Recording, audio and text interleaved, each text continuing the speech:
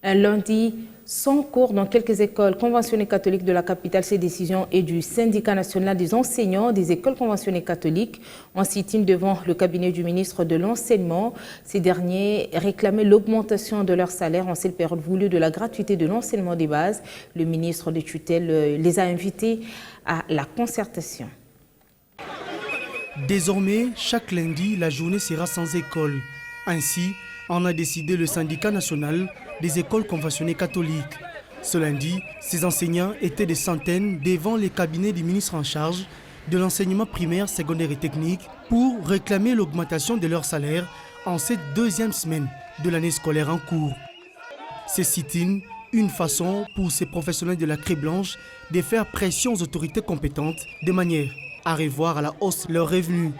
Nous sommes venus ici pour demander l'annulation de tous les arrêtés et de toutes les commissions d'affectation qui ont été signées par les gestionnaires et son Excellence, Monsieur le ministre d'État, ministre de l'EPST.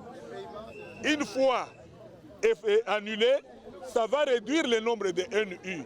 Et une fois le nombre de NU est réduit, à ce moment-là, on peut voir combien seront payés et qu'est-ce qui va rester pour payer le deuxième et le troisième palier.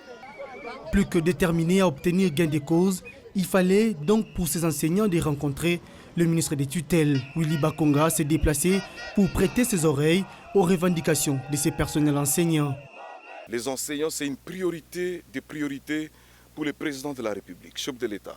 Priorité des priorités pour le Premier ministre, chef du gouvernement et l'ensemble du gouvernement.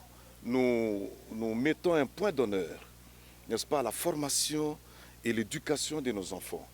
Et c'est comme ça que nous avons eu quand même un entretien très important avec les enseignants que nous avons trouvés. Et cela est aussi possible pour les autres écoles. Premier écho favorable qui a soulagé les esprits de ces manifestants, la rencontre, donc de grande envergure, annoncée pour très bientôt dans un cadre légal de concertation avec tous les services compétents pour des solutions d'urgence aux préoccupations de ces enseignants.